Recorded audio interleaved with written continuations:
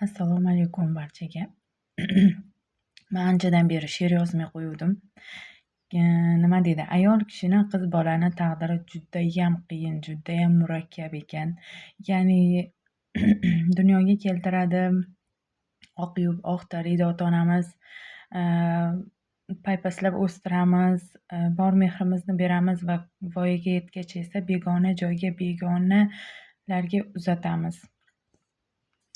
Kecha judayam ta'sirlanib, bilmayman, ota-onamni sog'indimmi, nimadir sabab bo'ldi, man she'r yozdim. O'zi she'r yozib turaman bolalikdan. Bu onamlarni aytishi bo'yicha bobomdan o'tgan ekan menga, ya'ni onamni dadalaridan. Sizlarga ham ilindim, sizlar ham baho beringlar. Qanchalik o'xshadi, qanchalik yo'q bilmadim, lekin men kuy qilib bastaladim. Bastalab aytdim bu she'rimni chin qalbimdan. Dunyo turguncha turing, baxtimga omon bo'ling, jannatim, jannatim. Siz bor yo'limdir nurli, qalbim esa huzurli, jannatim, jannatim.